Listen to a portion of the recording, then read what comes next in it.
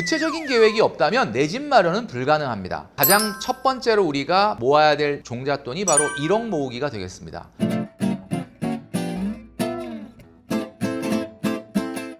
여러분 안녕하십니까? 머니 트레이너 김경필입니다. 오늘은 청년들이 알아야 할 청약의 기초 상식에 대해서 알아보도록 하겠습니다. 청약저축을 가입한 많은 분들이 내 집 마련을 하기 위해서 청약저축을 가입했지만 더 중요한 것은 종잣돈을 모아야 우리가 내 집 마련을 할 수가 있겠죠. 가장 첫 번째로 우리가 모아야 될 종잣돈이 바로 1억 모으기가 되겠습니다. 5년 안에 1억을 모으려면 이자율 3.5%를 기준으로 매월 155만 원을 저축해야 됩니다. 155만 원은 도저히 할 수 없는 금액이다. 그렇다면 이렇게 해보면 어떨까요? 130만 원으로 시작하되 매년 그 10%인 13만 원씩 증액을 하는 겁니다. 5년 후에 정확하게 1억이라고 하는 목돈을 내 손에 쥐을 수 있다라는 이야기죠.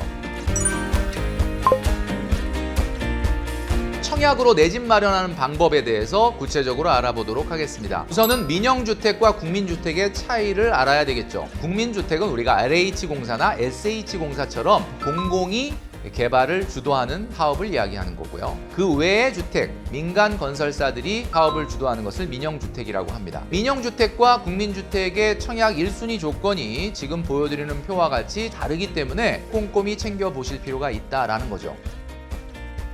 민영주택 같은 경우에는 추첨제와 가점제라는 기준을 통해서 청약 당첨자를 선발하게 됩니다. 추첨제는 랜덤하게 추첨을 해서 당첨자를 뽑는 거고요. 가점제는 특별한 점수를 매겨서 가점이 높은 순으로 청약에 당첨되는 그런 제도입니다. 청약 가점은 만점이 84점이고요. 내용은 지금 보여드리는 표와 같습니다. 포털의 사이트를 활용해서 직접 청약 가점이 몇 점인지를 확인해 보실 필요가 있습니다. 구체적인 계획이 없다면 내 집 마련은 불가능합니다. 만약에 분양가 5억 하는 아파트에 당첨됐다고 생각해 보겠습니다. 계약금은 나중에 중도금 대출을 감안했을 때 대출 없이 스스로 납입할 수 있어야 됩니다. 분양가의 10%나 20%를 내는 경우가 많고요. 분양가 5억이다라고 하면 1억 원 정도는 내 돈으로 낼 수 있어야 된다라는 거죠. 중도금은 보통 주택의 지역에 따라 대출의 범위가 달라지게 되는데 최소 50% 이상은 대출이 가능한 경우가 많습니다. 분양가의 50%, 그러니까 2억 5천만 원 정도를 대출해준다 이런 이야기입니다. 청약에 따라 다르긴 한데 보통 분양가의 10%를 6회에 걸쳐서 납입하는 경우가 많습니다. 그렇다면 5억 원의 10%인 5천만 원을 6번 납입을 해야 된다라는 이야기인데 보통은 5개월 간격으로 납입을 하죠. 자, 그런데 내가 계약금을 1억 원 내느라고 내 수중에 가진 돈이 하나도 없는데 어떻게 중도금을 내느냐? 50% 대출이 가능하다고 했으니까 은행이 5차례 대출로 납입해 준다라는 이야기입니다. 중도금 5회차는 은행의 중도금 대출을 통해서 납입한다고 하지만 마지막 6번째 중도금 5천만 원은 내 스스로 납입할 수 있어야 합니다. 이자율 3.5%로 계산했을 때 월 160만 5천 원 정도를 저축하면 됩니다. 30개월이 지나서 아파트가 완공되면 이제 잔금을 치러야 하는데 잔금도 역시 20%인 1억 원이 되죠. 지금 제도에서 대출이 60에서 70%가 가능하다라고 하더라도 1%에서 2% 정도의 초저금리가 아니라고 한다면 사실은 바람직하지 않습니다. 주택구입부담지수 100이라고 하는 것은 월소득의 25%까지만 대출 원리금을 갚는 수준, 그것을 이야기하는 것이기 때문에 이 이상의 대출을 받는 것은 다소 무리가 있을 거다라는 의견을 드리고 싶습니다. 정보를 수시로 받아볼 수 있는 어플을 활용하시는 게 굉장히 중요하다라고 말씀드릴 수 있습니다. 첫 번째는 청약홈이죠. PC 버전뿐만 아니라 모바일 버전이 있기 때문에 모바일에 깔고 수시로 보면 좋을 것 같습니다.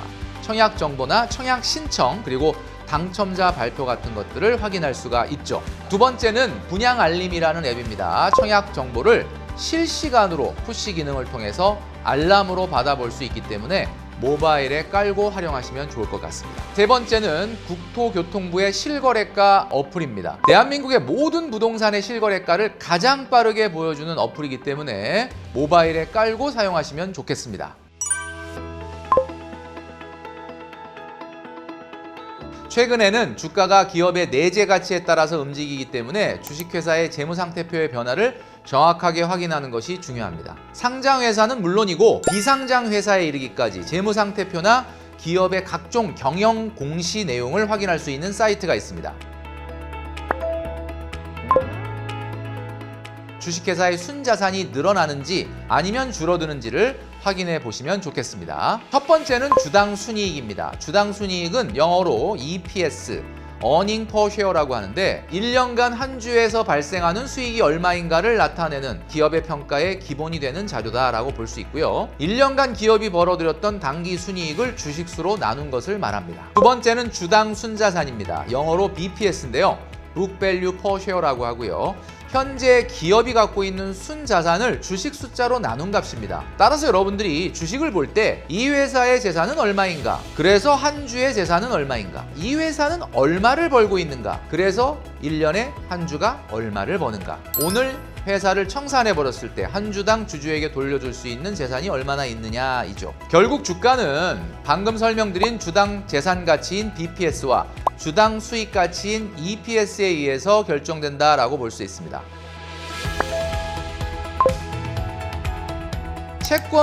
채권을 발행한 발행 주체에게 돈을 빌려주고 받은 증서를 이야기하죠. 채권을 샀다는 얘기는 누군가에게 돈을 빌려주고 원금과 이자를 받기로 약속받았다라고 보시면 됩니다. 만약에 발행 주체가 회사면 회사채가 되는 것이고 발행 주체가 국가면 국채가 되는 겁니다. 발행 주체가 돈을 빌리는 것이기 때문에 장기인지 단기인지에 따라서 발행 시에 정해지는 금리가 달라집니다. 또한 발행 주체가 신용도가 높으면 금리가 낮아지고요. 발행 주체가 신용도가 낮으면 금리가 높아질 수 있습니다.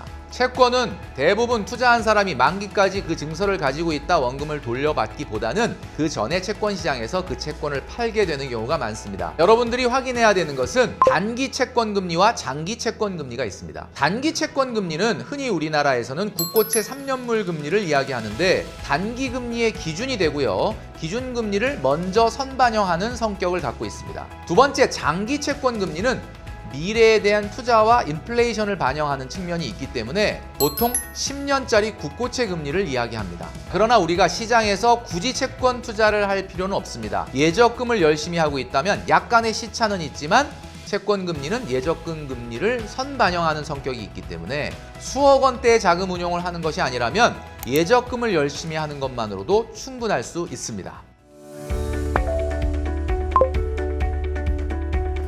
많은 분들이 목돈을 모아가면서도 일부를 투자하기를 원하는 경우가 많습니다. 1억 정도 되는 목돈을 모으기 전까지는 위험 자산에 투자하지 않는 것을 권해드리지만 투자를 원한다면 분산 투자를 권해드리고 싶습니다. 그러나 우리가 착각하면 안 되는 것이 내가 2천만 원밖에 없는데 분산 투자하기 위해서 종목을 A부터 Z까지 분산한다고 해서 진정한 분산 투자 효과가 나타나지 않는다라는 이야기죠. 더 중요한 것이 1억 정도 갖고 있는 사람이 1억 중에 7, 8천만 원을 예금을 하고 2, 3천만 원 정도를 위험 자산인 주식에 넣었을 때 진정한 분산 투자가 이루어질 수 있다는 점을 반드시 기억하시면 좋겠습니다. 자, 오늘은 청약과 주식, 채권의 기본을 말씀드렸습니다. 우리가 사과 안에 씨앗이 몇 개 들어있는지는 사과를 잘라보면 알 수 있지만 씨앗 안에 사과가 몇 개 들어있는지는 아무도 모를 일입니다. 종잣돈을 열심히 모아서 그 목돈을 잘 활용하시는 여러분 되시기를 바라겠습니다.